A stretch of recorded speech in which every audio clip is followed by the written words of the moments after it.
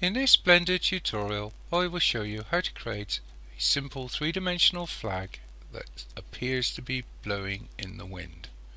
Other tutorials can be found in my playlists. Okay. Before starting, you will need to download an image of a flag. Now I've used a Union Jack which I got off of Wikipedia. I will put a link to this flag image in the description below so that you can download it.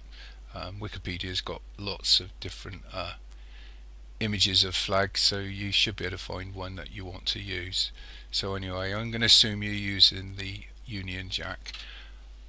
So we're going to remove the cube. Keep an eye on this corner here because some of the shortcuts I'm going to use will appear here. So to remove the cube, just press X on your keyboard, then left click on delete. Now hold down shift followed by A, and then next to image, look to see if you've got something called images as planes. If it's not showing, come up to the top left of the screen and then left click on edit and then preferences. Make sure you select the official tab and just look for something called import export import images as planes. Place a tick in the box and then select save preferences and then close this panel down. So again, hold down shift followed by A, then next images, left click on images as planes. Go to the folder where you stored your image and then literally left click the image that you downloaded. If you want to see thumbnails, it's in this little box here to the left of AZ. And as I said before, select the image and then left click import images as planes. And because I want to see this on from front, which is looking in this direction, I want to rotate this, but just press 7 on your numbers pad. I will explain one thing. If I rotate this through 90 degrees, it won't work because of the direction of the force or the wind. If it's in line, it doesn't work, so it needs to be at a slight angle.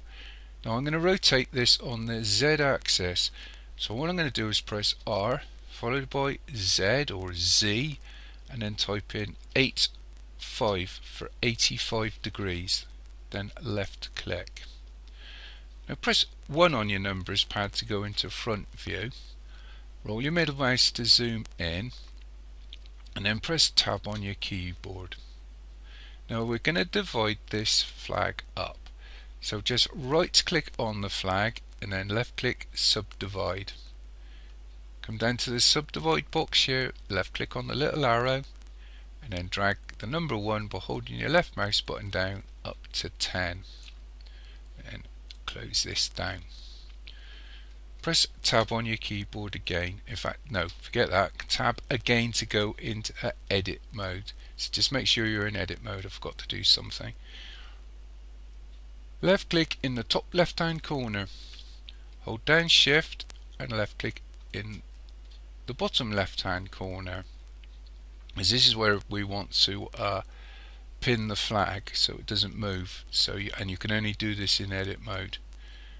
So once you've done that, look for the triangle, it says object data, left click on this and to the right of the box underneath vertex group, left click on the plus and then left click on assign, and now press tab to go back into object mode. And what we're looking for is the physics button. This is the very bottom one. Left click on this, left click on cloth, and I'm not going to change any of these settings. You can play around with these when you're more familiar with what you're doing, but what I am going to do is just left click in the little box or the little arrow next to shape, and if you remember we selected these corners where this is where we pin them.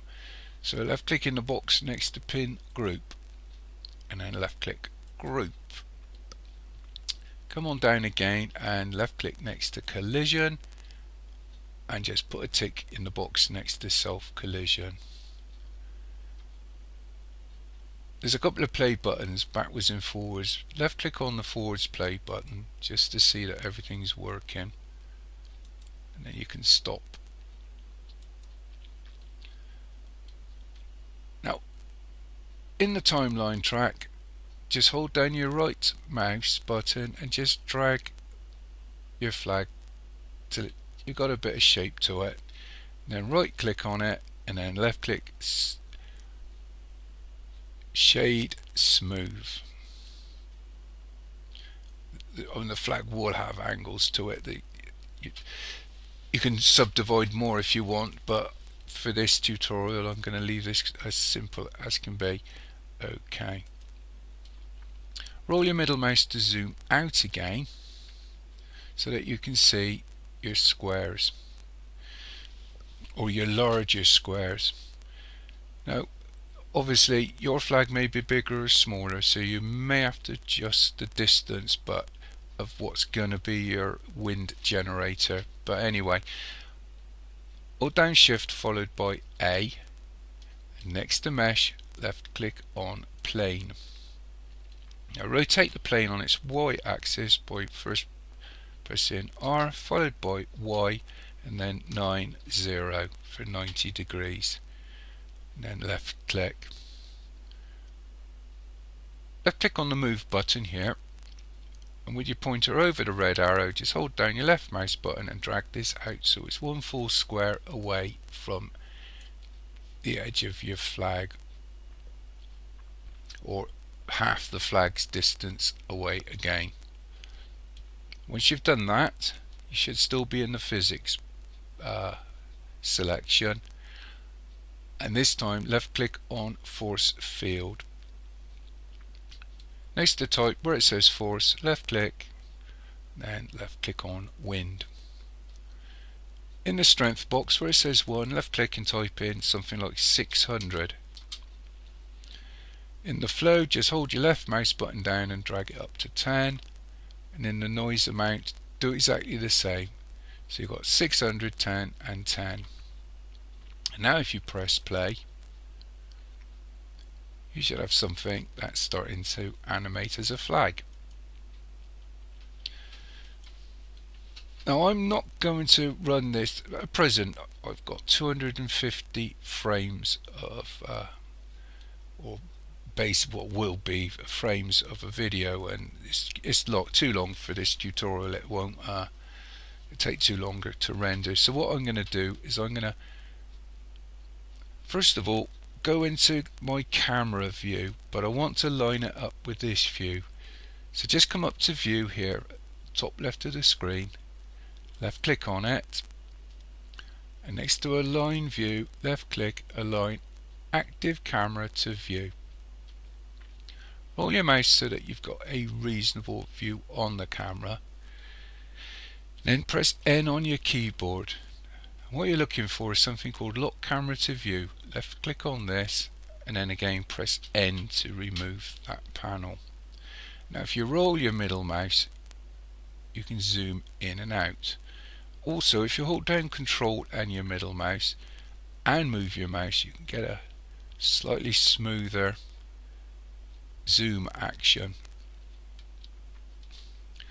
And then Shift followed by your middle mouse, you can move your flag up and down. I wouldn't bother rotating if I was you, so I'm going to just use Shift on my middle, or Control on my middle mouse, sorry, just to have a look, and then using this I'm going to see what it looks like. It's a little bit, needs to come out a little bit. Let's have a look.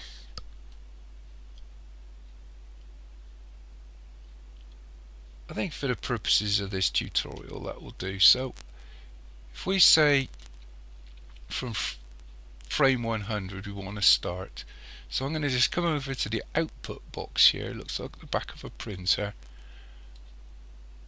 and in the frame start where it says 1, I'm going to left click and type in 100 and hit return. and I'm going to literally let this run for 100 frames. So I'm going to change the end from 250 to 200. So effectively I've only got 100 frames, which will be about 4 seconds of video. So now we need to set up some color and lighting. Press 7 on your numbers pad and then roll your middle mouse so that you can see the lamp. This looks like a little black dot with a couple of rings around it. Left click on this lamp and then just press G for grab, and grab this lamp so it's in line with the back of this camera here and 2 squares out roughly, and then left click. Now go back into camera view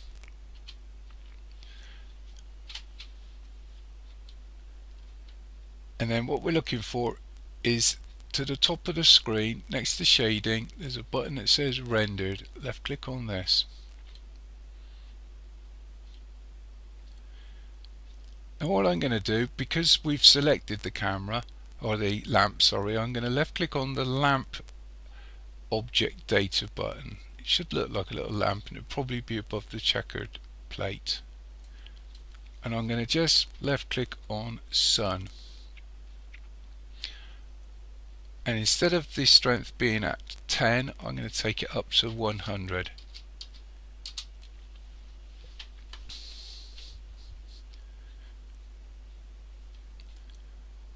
Now the next thing I'm going to do is left click on the world data button,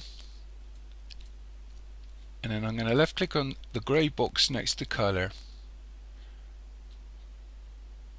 and if you want to use the color that I used, you can move these around, slide this up and down, you can have whatever color you want. But if you left click on hex and then left click in the hex 4040 box, type in 67 A 4 F3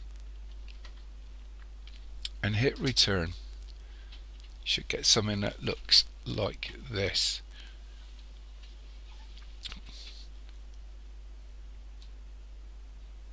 Go back into solid view again just to make sure you're happy with the view.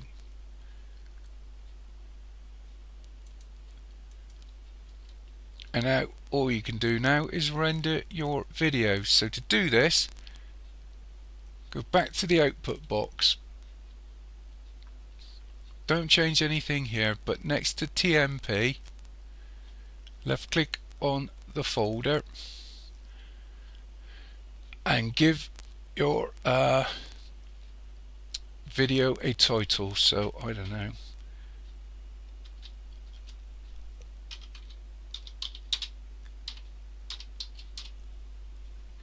and decide where you're going to save it. I'm going to just dump it on my desktop, so I'm going to left click on desktop. So you've given it a title, you know where you're saving it, and then left click on accept. Finally, unless you particularly want to have 100 images, left click on PNG and left click FFmpeg. There's lots of different settings you can change, different codecs and that. I'm going to leave it as the standard setting. I'm not going to change anything because it'll just bore the daylights out of you probably. So all you need to do now is come up to the top of the screen, left click on render and then left click render animation.